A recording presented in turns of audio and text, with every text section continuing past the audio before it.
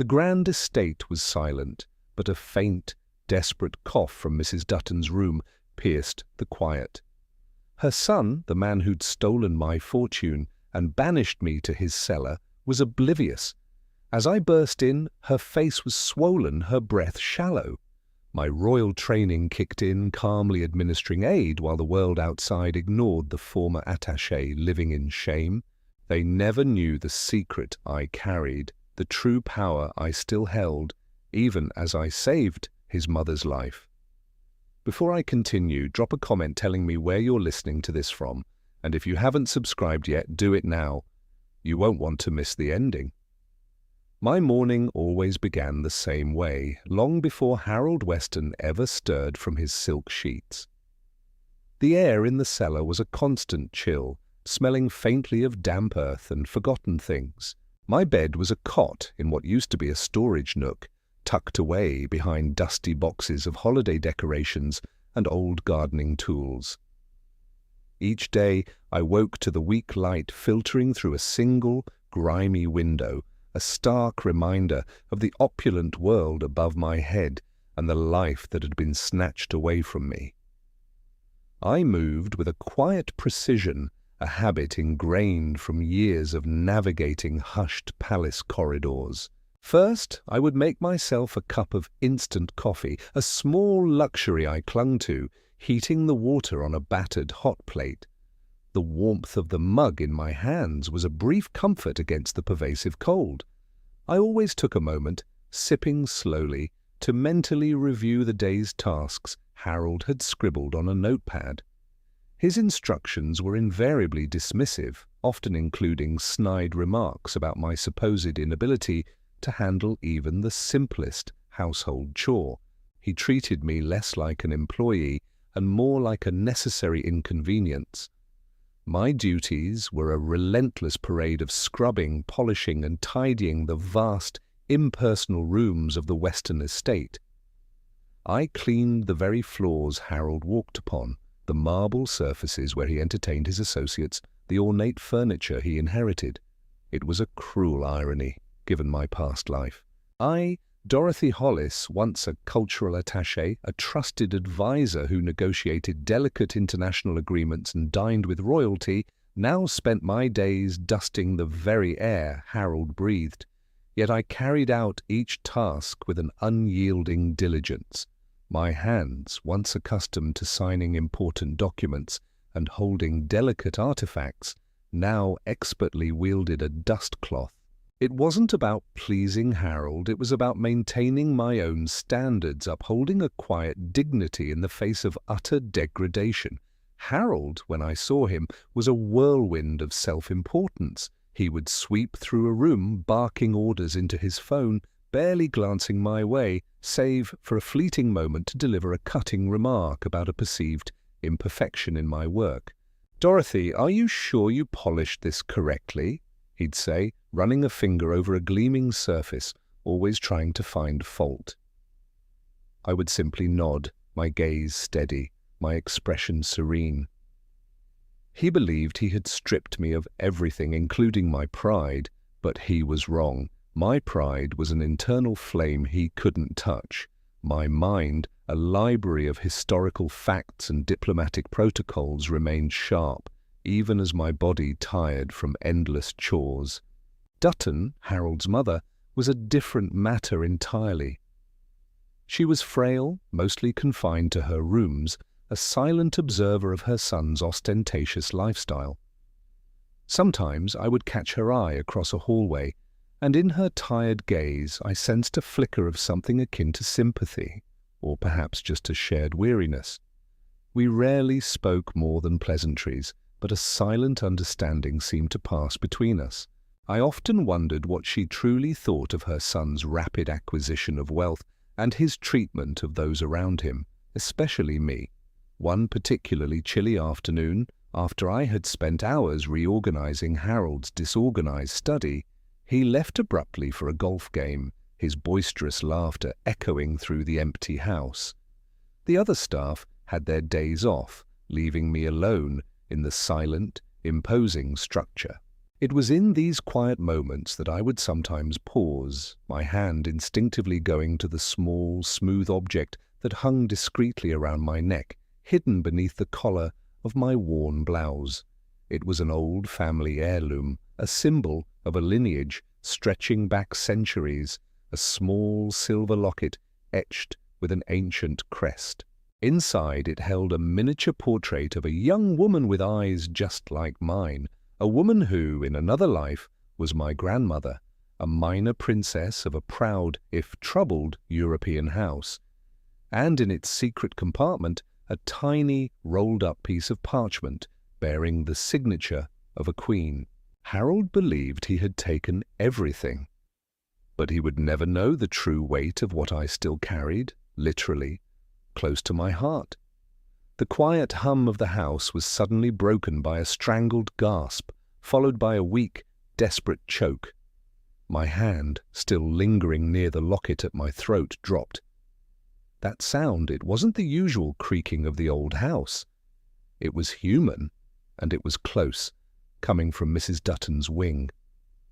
A cold knot tightened in my stomach. Harold was out, absorbed in his golf game, and the other staff were enjoying their much-deserved day off. I was the only one here. I moved instinctively, my feet carrying me quickly, silently, through the polished hallways. My heart hammered against my ribs, a stark contrast to my outwardly calm demeanor.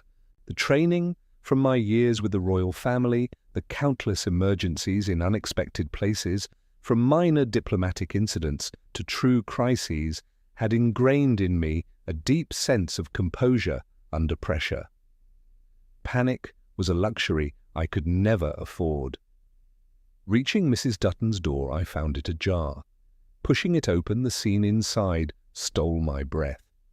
Barbara Dutton lay slumped on the floor beside her bed, her usually pale face a mottled, angry red.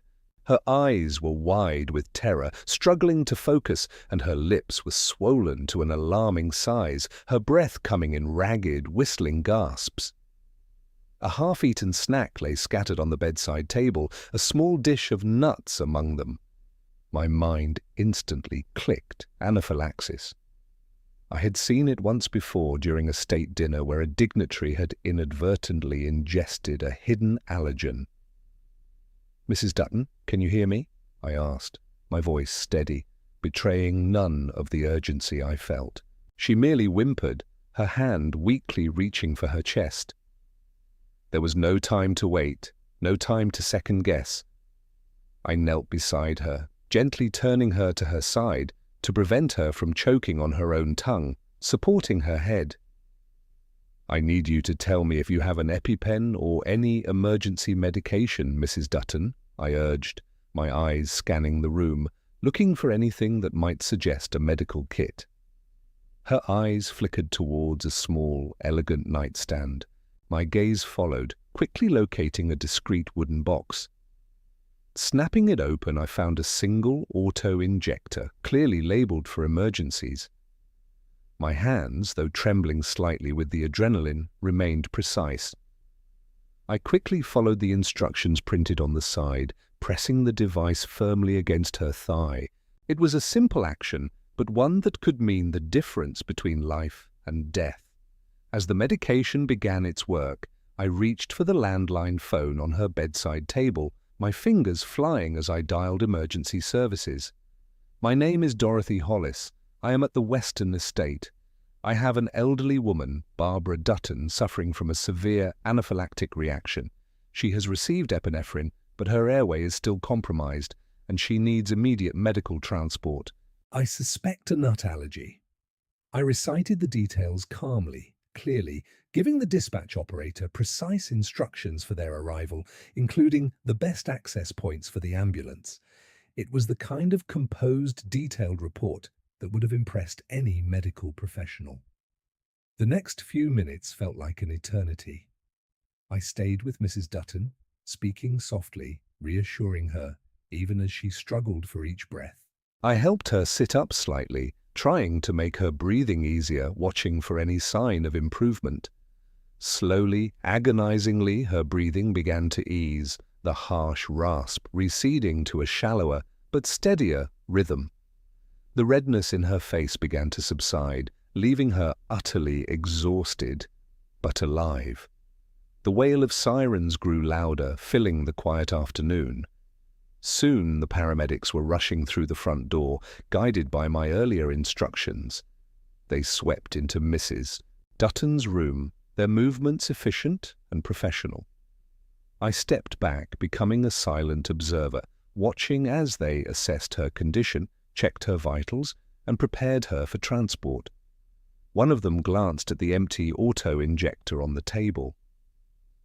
"Good work," he mumbled, assuming it had been Mrs. Dutton herself or another household member who had acted so swiftly. As they carefully lifted Mrs. Dutton onto a stretcher, her eyes, though still clouded with fatigue, met mine for a brief moment. A flicker of profound gratitude passed between us, a silent acknowledgement that transcended words. But there was no time for conversation, no time for thanks. My role was complete. As they wheeled her out, the paramedics focused entirely on their patient, calling out instructions and observations. I took a deep, steadying breath, then quietly, almost invisibly, slipped out of the room, melting back into the silent corridors of the house, leaving no trace of my intervention. No one had seen me, and Harold would never know. The ambulance's red lights faded down the long, winding driveway, taking Mrs. Dutton and her medical team with them. I stood for a moment in the entryway, the grand front door left slightly ajar, letting in the late afternoon chill. The silence that descended upon the house afterward was profound, almost deafening, a stark contrast to the frantic energy that had just filled every corner. My heart, which had been pounding a relentless rhythm, now felt heavy in my chest, a lingering ache beneath my ribs. I leaned against the cool marble of the wall, taking a series of slow, deep breaths. The air seemed thin, as if the oxygen had been consumed by the recent emergency. My hands, which had so steadily administered the life-saving injection, now trembled subtly, betraying the immense surge of adrenaline that had coursed through me. My mind, usually a quiet repository of facts and observations, felt both sharp and utterly drained.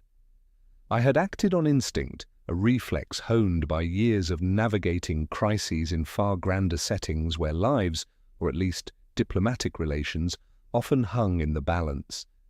But this was different. This was raw, immediate, and profoundly personal. What had I risked? Everything, really. My precarious position in this house, my very presence in the parts of the estate Harold deemed off-limits to me, could have been discovered. His anger would have been swift and merciless, perhaps even casting me out onto the street, leaving me truly with nothing. My carefully constructed facade of quiet subservience, my silent endurance, could have shattered in an instant. But there had been no choice. The image of Mrs. Dutton's struggling face, her desperate gasps, had overridden any thought of self-preservation. My training, my fundamental sense of duty, would not allow me to stand by and watch a life fade away, not when I possessed the knowledge to intervene. The physical toll was immediate. My legs felt like lead, my muscles protesting the sudden exertion after a day of monotonous, tiring chores. A dull headache began to throb behind my eyes, a souvenir of the intense concentration required to recall protocols and act decisively. My worn blouse, already clinging uncomfortably, felt damp with cold sweat, a stark reminder of the meager resources at my disposal. There was no comfortable change of clothes, no warm bath to ease the tension that now gripped my shoulders. There was just the next task, the next moment of quiet survival. I moved through the echoing halls, each step feeling heavy, yet oddly detached. I couldn't dwell on the near tragedy or on my role in averting it. Harold would return, demanding his dinner, oblivious to the fact that his mother had almost perished, oblivious to the fact that the woman he relegated to his cellar had saved her. He would never know. And for now, that was precisely how it needed to be. The quiet descent into the cellar was a familiar journey, a return to my small, damp corner of the world. The shift from the elegant, polished main house to the dusty, forgotten storage space was jarring, a stark visual representation of my fallen status. I sank onto my cot, the thin mattress offering little comfort against the day's profound emotional and physical exertions. My gaze drifted to the tiny locket beneath my collar, its familiar weight a subtle presence against my skin. It was still there, my secret, my true lineage, untouched by the day's events. I closed my eyes, the image of Mrs. Dutton's grateful gaze imprinted behind my eyelids, a private victory that no one would ever acknowledge. I was Dorothy Hollis, still confined to a cellar, but I had just done something truly remarkable, and I would carry that quiet truth with me, a hidden warmth in the pervasive chill. Life in the cellar resumed its quiet, repetitive rhythm, but for me, everything had subtly shifted. Each morning, as I went about my chores, the memory of Mrs. Dutton's desperate gasps and the cool, reassuring feel of the EpiPen in my hand replayed in my mind. A quiet fire flickered within me now, a stark contrast to the hollow ache that had become my constant companion. I had saved a life. It was a truth no one else knew, but it was mine, and it made the endless scrubbing and polishing feel less like degradation and more like a chosen endurance. Harold, of course, remained utterly blind. He merely grumbled about his mother's carelessness with her diet, seemingly more bothered by the disruption to his meticulously planned week than by the gravity of her near-fatal allergic reaction. He seemed to view her hospitalization as an inconvenience, a tiresome interruption to his golf schedule and business dealings. A few days later, Harold sent me on a rare errand to the small, dusty general store in town, instructing me to pick up a specific brand of imported tea his mother preferred. It was an excuse, I knew, for him to avoid the task himself, but it offered me a brief respite from the confines of the estate. As I walked down the quiet main street, my gaze drifted to a television display in the window of a small electronics shop. A local news report was playing, and my eyes widened when I saw a familiar face on the screen, Barbara Dutton. She looked frail but determined, speaking from her hospital bed. The reporter's voice was hushed, respectful, describing the dramatic medical emergency she had suffered. Mrs. Barbara Dutton, a prominent local philanthropist, narrowly escaped a severe allergic reaction thanks to an unidentified rescuer, the anchor intoned. My breath caught in my throat. They were talking about me. The screen then flashed to a grainy, distant image of an ambulance, then a photo of the Western estate, making it clear this was my incident. Mrs. Dutton herself then spoke, her voice thin but resolute. "I owe my life to a quick-thinking individual," she said, her eyes earnest. "Someone administered aid and called for help. I was barely conscious, but I remember a calm voice, a steady hand. I don't know who she was, but I am determined to find her. There will be a reward for any information leading to her." My heart began to pound a familiar rhythm. A reward. For me, the irony was almost unbearable. Over the next few days, every trip to town, every errand Harold sent me on, became a discreet intelligence-gathering mission. I would linger near shop windows, straining to hear snippets of radio broadcasts, watching the televisions. The story gained traction. Social media was abuzz with speculation, local forums trying to piece together the identity of the Western Angel. Police were involved, but their inquiries were vague, their focus largely on confirming the sequence of events, not on finding an anonymous rescuer who had vanished without a trace. They had no description, no real lead, just the desperate plea of a grateful old woman. Harold, meanwhile, remained utterly oblivious. He continued to chastise me for trivial things, his self-absorbed world entirely insulated from the public interest in his mother's close call. He never once considered that the Western angel might be the same woman he banished to his cellar, the one who cleaned his boots and served his meals. But Mrs. Dutton's search grew more focused. A few days after her return home, still weak but resolute, I overheard a conversation in the kitchen. She was speaking to Harold, her voice firm. Harold, I keep replaying that day. There was someone with me, I know it. And I remember seeing a woman in the house before it happened. A new cleaner, perhaps. I need you to ask everyone who was here. Especially that quiet woman you have, the one who looks after the cellar. I want to speak to her. A shiver ran down my spine. The walls of my hidden world were closing in. Harold's dismissive wave of the hand was a familiar sight. "Mother, you're still recovering," he'd scoffed, barely looking up from his tablet.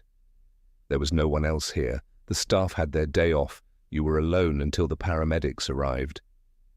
He spoke with the air of a man who believed his version of reality was the only one that mattered. He hated being questioned, especially by his own mother. But Barbara Dutton was not easily deterred. Her near-death experience had ignited a stubborn resolve. I heard snippets of her hushed, firm voice from her study, speaking on the phone, occasionally punctuated by Harold's exasperated sighs. It seemed she was not content to let the matter rest, despite his assurances. She even called her long-time personal assistant, a stern woman named Phyllis Tanner, who usually only managed Mrs. Dutton's social calendar, but now found herself tasked with a very unusual investigation. Phyllis, a woman of impeccable manners but formidable determination, began making discreet inquiries among the estate's staff. She didn't announce her purpose directly, merely asking who had been on the grounds on the day of the incident, citing a need to update personnel records.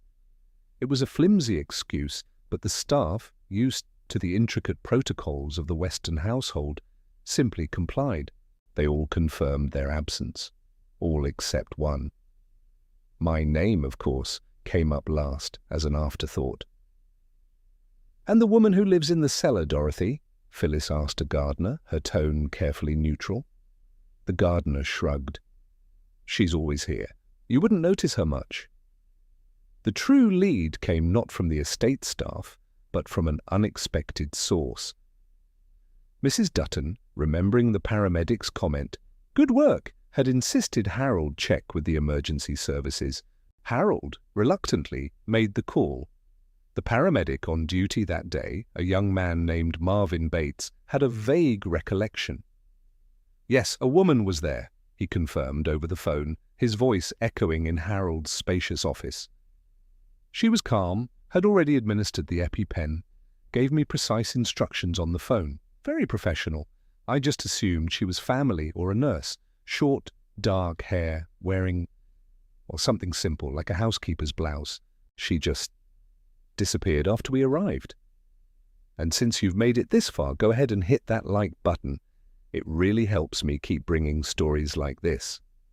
The description was minimal, yet it was enough. Harold's face, I later heard, had gone from annoyance to disbelief, then to a dawning, terrible realization. A housekeeper's blouse. Short, dark hair. Calm, professional.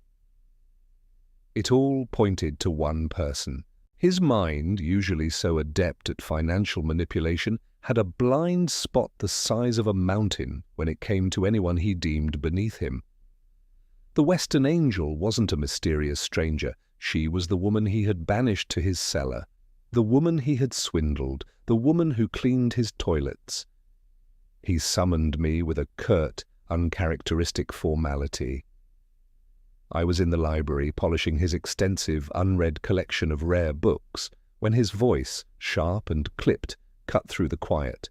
"Dorothy, my mother wishes to speak with you, immediately." My heart gave a quiet lurch, but my expression remained unreadable. The moment had finally arrived. I followed him, my back ramrod straight, my worn shoes making no sound on the plush carpets. Harold led me to Mrs. Dutton's sun-filled sitting room, a room I had only ever cleaned, never entered by invitation. Mrs. Dutton sat propped up on soft pillows, looking pale but alert. Her eyes, still weary, were fixed on me as I stepped into the room. Harold, standing awkwardly by the doorway, seemed to shrink under her gaze. As I met Mrs. Dutton's eyes, a profound recognition passed between us. The gratitude I had glimpsed in the emergency room was now unmistakable, blazing in her gaze. But with it, a new emotion, one I couldn't quite name. She looked at me, the silent, unassuming cleaner, and then at her son, the man of the house, and a complex mixture of shock, confusion, and something akin to dawning horror washed over her face. The air crackled with unspoken truths, and the comfortable illusion Harold had so carefully constructed around his life began irrevocably to shatter. I was still standing in Mrs. Dutton's sun-filled sitting room, the air thick with unspoken truths. Harold, rigid by the doorframe, looked like a child caught stealing from the cookie jar, his usual bluster deflating under his mother's steady, unwavering gaze. Her eyes, still tired but now sharp with revelation, moved from me to him, then back again. A silent accusation, heavier than any spoken word, hung between them. "Harold," Mrs. Dutton said, her voice soft but resonating with an authority I hadn't heard before, "please leave us." "I need to speak with Dorothy alone," Harold sputtered. "Mother, this is entirely unnecessary. She's just—" He trailed off, searching for a word to diminish me, but finding none that would satisfy his mother's current mood. "Leave us," she repeated, her voice now a gentle command. Harold, for once, had no retort. He cast a venomous glance my way, then exited, closing the door with a barely perceptible click that nonetheless echoed like a thunderclap. Now it was just the two of us. The silence stretched, filled only by the gentle ticking of a grandfather clock in the hall. Mrs. Dutton looked at me, a profound sadness clouding her features. "Dorothy," she began, her voice barely a whisper. I don't know what to say. I remember your voice, your calm hands. I remember you saving me. And to think, you were right here, in my son's home. The woman who works for him, the woman he has. You saved my life." Her voice broke slightly, laden with a mixture of profound gratitude and unspoken shame. "Mrs. Dutton," I replied, my voice gentle, "what matters is that you are well now." She shook her head, tears welling in her eyes. "It does matter, Dorothy. How you've been living. Harold told me there was no one. He insisted it was the paramedics who arrived just in time. He never mentioned you." And I have just realized. This morning, when I inquired about the staff who were here, Phyllis told me you were always on the premises, that you were in charge of the cellar. I had no idea that meant living there. I must see it. I must see where you've been forced to live. My heart gave a quiet jolt. This was unexpected. To invite her into my hidden, humble domain. It felt both exposing and, strangely, empowering. I simply nodded, my expression neutral. With surprising determination for someone still recovering, Mrs. Dutton pushed herself up from the bed, ignoring my offer to help. She steadied herself, then, with a slow, deliberate pace, began to walk towards the sitting-room door. "Show me, Dorothy," she commanded softly. "Show me where you sleep." The journey down to the cellar felt longer than usual, the stark contrast of the elegant main house giving way to the damp, dim stone passage, more pronounced with her presence. She walked slowly, leaning heavily on the banister, her silk robe rustling softly. Her expensive slippers seemed out of place on the cold, rough concrete floor. I walked beside her, my worn shoes silent. When we reached my small, makeshift living space, she gasped. The cot, the hot plate, the single dim bulb hanging from the ceiling, the pervasive chill that permeated everything. It was all laid bare. She looked from the sparse, humiliating conditions to my face, her own etched with horror and a deep, aching regret. "Dorothy," she whispered, her voice choked with emotion. "I am so sorry. I had no idea my son could be so cruel. No idea you were living like this." She reached into the pocket of her robe, pulling out a thick wad of cash, crisp $100 bills, meticulously folded. "Please," she implored, extending the money towards me, her hand trembling slightly. "Take this. It's not enough, I know, but it's a start. Enough to get you somewhere safe, somewhere warm, to make things right. Please, take it." I looked at the money, a small fortune in my current world, then back at her kind, tear-filled eyes. The offer was genuine, born of pure remorse and gratitude, but it wasn't what I needed, not for me anyway. "Mrs. Dutton," I said, my voice soft but firm, "I appreciate your immense generosity, truly, and your gratitude means more to me than you could ever know. But I cannot accept your money." I gently pushed her hand back, the bills untouched. "What I seek is not a fleeting sum. What I seek is something more substantial, something that will truly make a difference, not just for me, but for others like me." I looked at Mrs. Dutton's outstretched hand, the crisp $100 bills a stark contrast to the damp, rough fabric of my own worn clothes. My refusal hung in the air, surprising us both. Her eyes, still brimming with unshed tears, blinked slowly. "Not the money, Dorothy?" she asked, her voice hushed, a hint of confusion mingling with her profound regret. "But you've been living in this. You deserve more than this. A new start, a real home." I smiled faintly, a sad, knowing smile that spoke of a different world, a different kind of currency. "Mrs. Dutton, a real home is not just about four walls and a roof, though those are desperately needed. It's about dignity, it's about security, it's about knowing you have a place in the world, even when you've lost everything."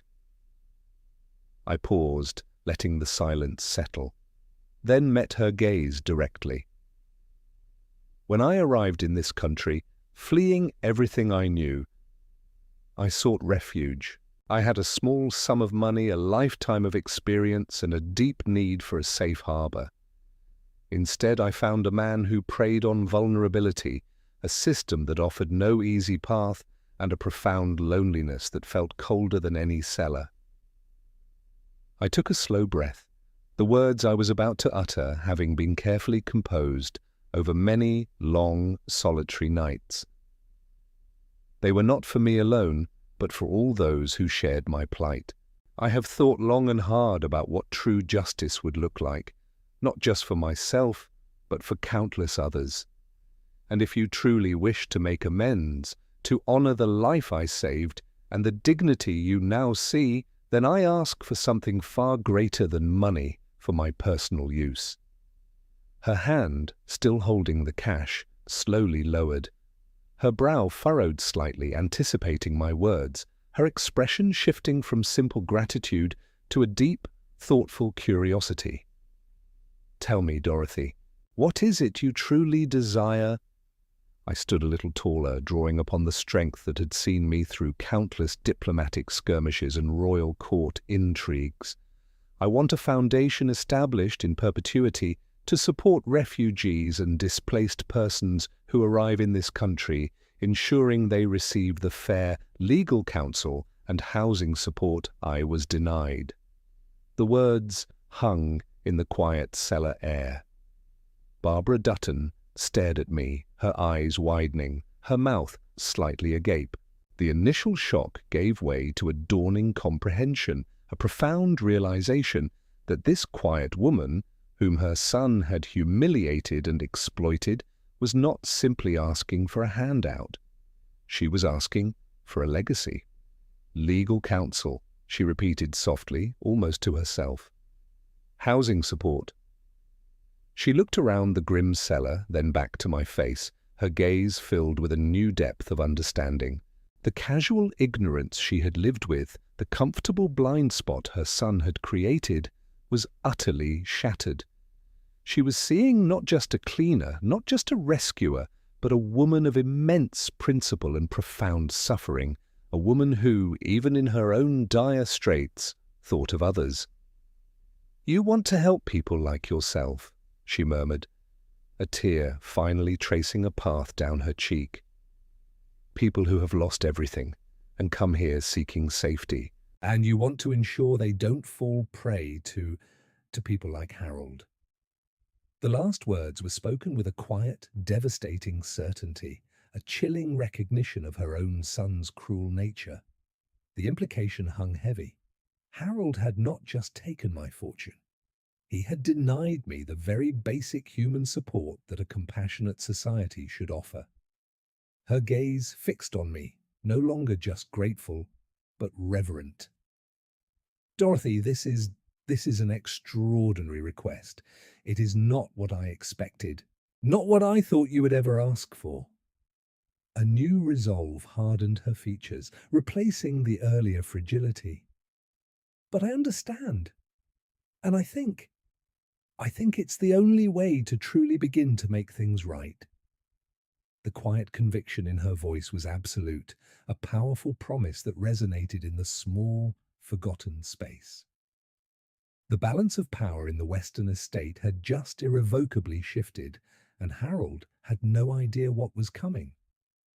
Barbara Dutton didn't hesitate. The next morning, her voice, though still somewhat weak, carried an unmistakable authority as I overheard her on the phone in her study.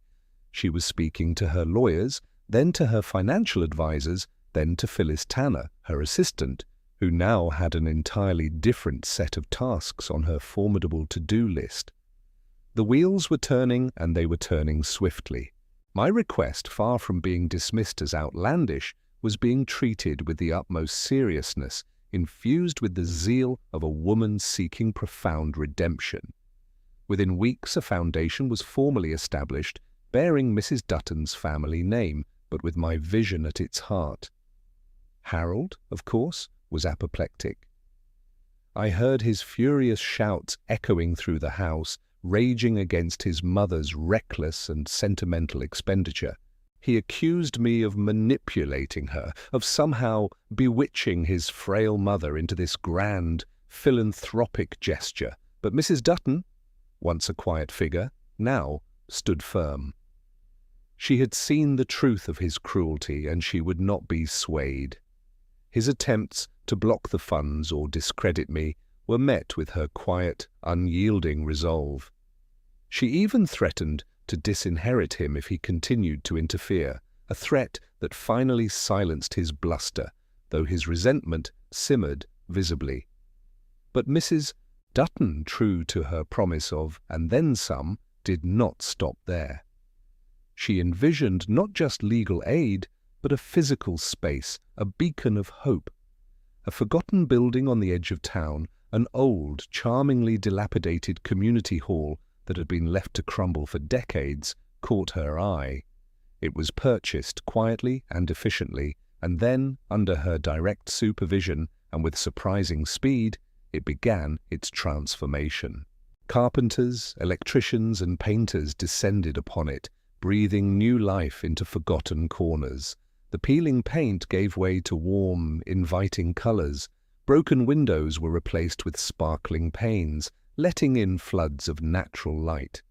It was to be a true haven, a place where people like me could find not just legal help, but a sense of community. I found myself, for the first time in years, truly engaged, Mrs. Dutton asked for my input, valuing my perspective from both my former diplomatic life and my recent harrowing experience. We discussed the layout of the space, the resources needed for counseling, the types of language services that would be most beneficial. My knowledge of various cultural nuances once used in royal courts now found a new, deeply satisfying purpose. I advised on how to create welcoming spaces, how to integrate different communities, how to navigate the complex pathways of international bureaucracy. The ripple effect was immediate and profound. The foundation, swiftly named the Dutton Haven, began its work even before the community centre was fully ready. The first legal team, hand-picked by Mrs. Dutton, took on a crucial asylum case that had been languishing for months. A family from a war-torn country on the brink of deportation found their voices through skilled attorneys. They won their case, and with the foundation's housing support, they moved into a small, furnished apartment, their children finally able to sleep without fear. I saw their faces, alight with relief and gratitude, and a warmth spread through me that no amount of personal wealth could ever buy. The new Dutton Haven Community Centre finally opened its doors with a quiet ceremony. The old hall, once an eyesore, now stood proudly, a vibrant hub of activity. Inside there were classrooms for language lessons, quiet consultation rooms for legal aid, and a large, sunlit common area where people gathered, sharing stories and finding solace. It was a place teeming with quiet hope, a monument not to wealth, but to dignity and compassion. I stood by Mrs. Dutton's side, a quiet advisor, my role acknowledged by a respectful nod from the mayor and a handshake from the community leaders. I wore a simple but elegant dress, a gift from Mrs. Dutton, a far cry from the worn blouse I once wore. As I watched the first families enter, their faces etched with trepidation slowly softening into smiles, I caught sight of a few familiar faces among the small crowd of onlookers gathered across the street. These were the neighbours, the shopkeepers, the gardeners who had seen me, Dorothy Hollis as little more than Harold Weston's silent cleaner, the woman who shuffled back and forth from his cellar. They watched now, their eyes wide with confusion and utter disbelief, as I, the former cellar dweller, stood tall not as a victim but as a quiet architect of hope. They had no idea who I truly was, or the powerful secret that still rested beneath my collar, but the world was certainly beginning to see what I could accomplish. The opening of the Dutton Haven had created a quiet stir in the small community. People talked, of course, they always do. They spoke of Mrs. Dutton's unexpected generosity, of the transformation of the old community hall, and of the mysterious woman, Dorothy, who stood so calmly by Mrs. Dutton's side, receiving nods of respect from important townspeople. The initial whispers of "Who is that woman?" quickly morphed into "She looks familiar," and then, inevitably, "Isn't that the cleaner from the Western estate, the one Harold kept in the cellar?" The rumours, once hushed, grew bolder. It was impossible to ignore, especially as the local newspaper, usually focused on bake sales and town council meetings, ran a feature article about the Dutton Haven, complete with a photograph of Mrs. Dutton and, to Harold's utter fury, me. The caption simply identified me as Dorothy Hollis, chief advisor to the Dutton Haven Foundation. Not a word about my past employment or where I had resided. But the town knew, they remembered. A few days later, Mrs. Dutton, with her newfound strength and a quiet, steely determination, decided it was time to address the elephant in the room, or rather, the whispers in the town.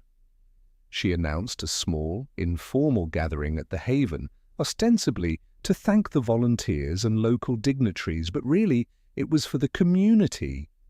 Harold was, much to his chagrin, expected to attend.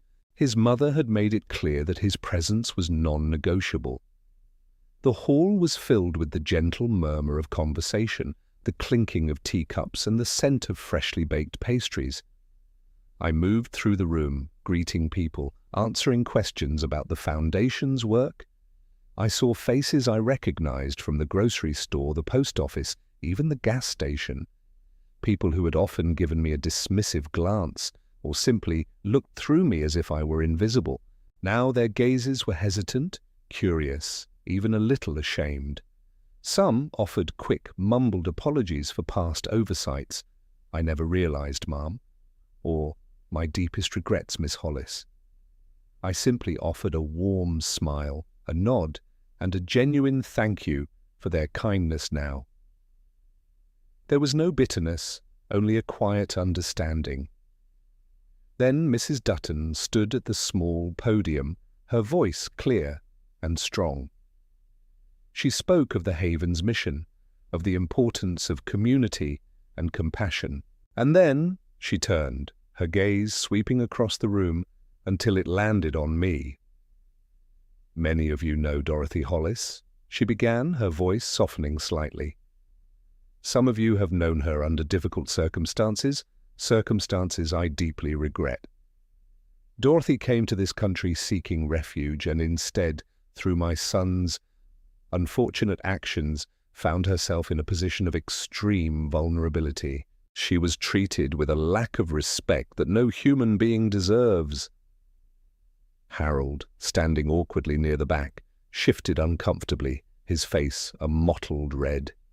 He tried to disappear into the small crowd, but every eye in the room was now fixed on him, then on me. The silence was absolute. "It was Dorothy," Mrs. Dutton continued, her voice gaining strength, "who saved my life when I suffered a severe allergic reaction. It was Dorothy who acted with unparalleled courage, swiftness, and expertise when no one else was there. And it was Dorothy, in her moment of profound need, who asked not for personal gain, but for the creation of this haven, to ensure others would never suffer the indignities she endured. She asked for justice, not for herself, but for all." She extended her hand towards me, a gesture of profound respect. "Dorothy Hollis is not just my advisor. She is the moral compass of this foundation and a woman of extraordinary grace and resilience. I am incredibly proud to stand beside her." I walked to the podium, not with triumph, but with quiet composure. The room erupted in applause, a wave of genuine warmth washing over me. I met the eyes of the shopkeepers, the gardeners, even a few of Harold's golf buddies, who now looked at me with open respect. Harold, pale and defeated, could only stand and clap weakly, his gaze fixed on the floor. He had been thoroughly and publicly disarmed. "Thank you, Mrs. Dutton," I said, my voice gentle and clear, addressing the room. "And thank you, all of you, for welcoming this vision. It is a testament to the goodness that exists in every community. We all stumble, we all make mistakes, but it is in how we choose to build anew, to lift each other up, that our true strength lies." I offered a genuine warm smile to the room, my gaze sweeping over every face, even briefly pausing on Harold's bowed head. There was no need for bitterness. The quiet dignity of this moment, the truth of the haven, was its own most powerful vindication. The sun streamed through the large arched windows of the Dutton haven, illuminating dust motes dancing in the air and highlighting the vibrant, newly painted walls. This wasn't the dim, chilly light of a cellar. This was the radiant promise of a new day. My morning now began not with the clatter of a hot plate and the smell of instant coffee, but with the quiet hum of activity. Voices, speaking in a multitude of languages, mingled with the soft rustle of papers and the low murmur of conversation. I walked through the bustling common area, a different kind of uniform now. No longer the drab housekeeper's blouse, but a tailored, comfortable jacket, a subtle nod to the professional life I had once led. My steps were purposeful, light.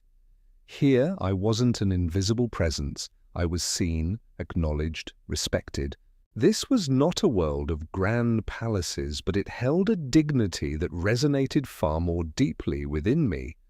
My first task of the day was to meet with a family who had just arrived, bewildered and exhausted from a country torn by conflict. A mother, her eyes wide with fear, clutched two small children to her side. Her husband, weary but determined, held a tattered briefcase. I greeted them in their native tongue, a skill honed during countless diplomatic receptions, and watched as their rigid shoulders slowly relaxed. I offered them tea, a warm blanket for the children, and most importantly, a space where they felt heard. My knowledge of international protocols, once used for state dinners, now helped me navigate the complex legal landscape of asylum claims, ensuring they understood every step. I explained the process, not with legal jargon, but with simple, comforting words, drawing on my own experiences of uncertainty and fear. Later, I moved to a small classroom where a volunteer was teaching English to a group of eager adults. I sat at the back, observing, occasionally offering a gentle suggestion or a word of encouragement. I remembered my own struggles with a new language when I first arrived, how every syllable felt like a hurdle. Now I saw the determination in their eyes, the shared hope for a better future, and a quiet sense of belonging began to bloom. During a break, I noticed a young woman sketching furiously in a notebook, her face etched with a familiar sadness. She was an artist, displaced by war, her canvases left behind. I sat beside her, admiring her work. We spoke of art, of beauty, of the importance of expression even in hardship. I told her stories of the hidden masterpieces I'd seen in forgotten corners of old European churches, of the power of creativity to transcend borders. Her eyes, initially downcast, slowly began to sparkle with a renewed sense of purpose. This was a deeper form of diplomacy, one of the heart. My days were long, but they were filled with meaning. I was no longer merely surviving, I was thriving, helping others to do the same. The cold, isolating silence of the cellar was replaced by the warmth of shared human connection, the joy of small victories, the quiet hum of people rebuilding their lives.